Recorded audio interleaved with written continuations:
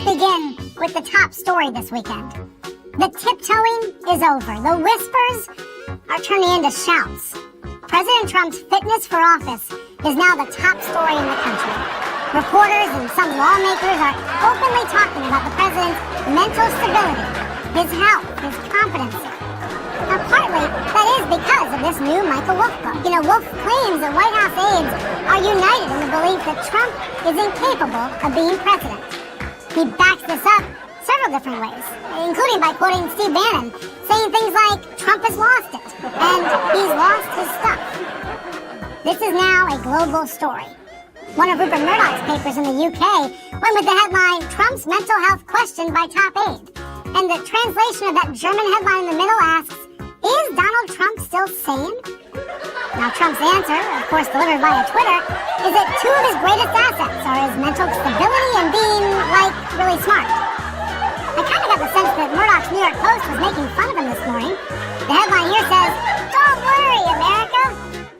But many Americans are worried, and journalists need to cover that. Let's be honest here, it's not just the book that is forcing this fitness issue to the forefront. When a president of the United States threatens North Korea by invoking the size of his nuclear button, it is fair to ask about his fitness.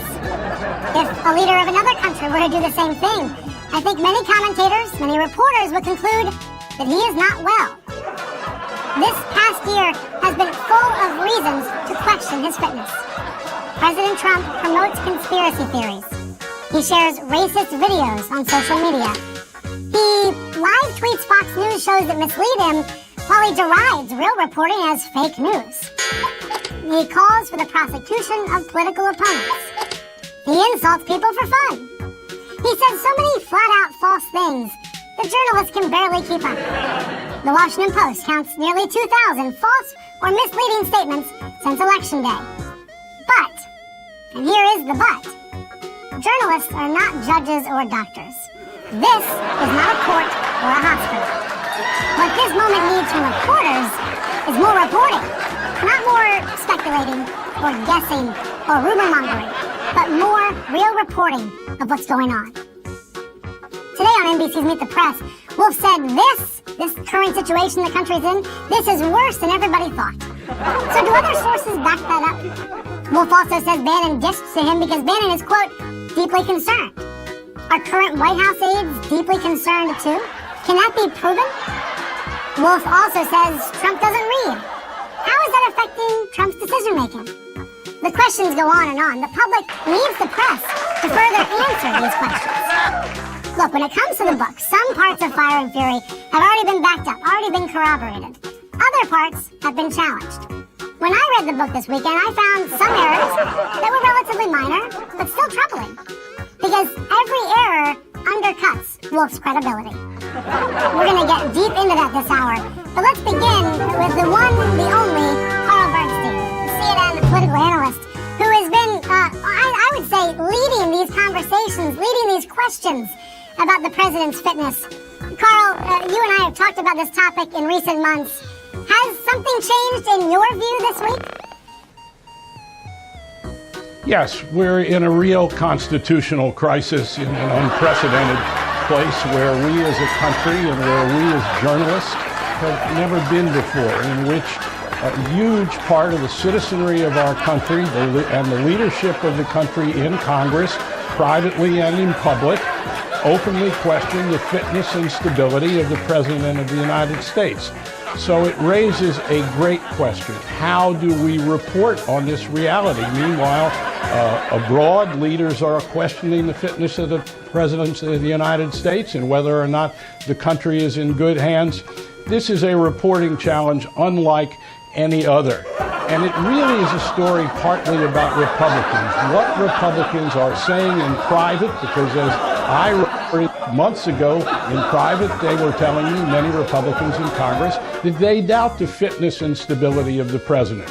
But we as journalists need to go and especially I would say this is a challenge for Fox News, which has some great reporters. I'm not talking about Hannity and the commentators and the anchor people, but this is a great challenge for Fox News because they have a kind of credibility with Republicans in Congress that perhaps other news organizations don't have. And their reporters need to go and see every Republican in the House and the Senate and talk on background about what each and every member believes about the president's stability and fitness, because the story of Russia and the story of the president's stability and possible criminality are all one story. And we have got huge reporting to do and put our heads down, all of us, and do it. Is it a problem that right now there's one set of answers to questions on the record, publicly, and a different set of answers off the record? Here's what I mean, Carl. Rex Tillerson told CNN's Elise Labatt that he's never questioned the president's fitness. Nikki Haley said this morning on ABC that no one in the White House questions the stability of the president. Stephen Miller said on State of the Union with Jake Tapper that, hey, Trump is a political genius. Are they saying something else privately? First of all, Trump could be a political genius, and none of that is necessarily inconsistent with him being unstable or unfit for office. Look, as I said on our air in this show many times months ago, we have to go to all of these people who have been saying to us in private, what do you think? Look, it might be that when you poll 200 and something members of the House and Senate who are Republicans, and this is very much a project for the Republican Party because they have enabled Trump to go on as he has without questioning out loud his fitness.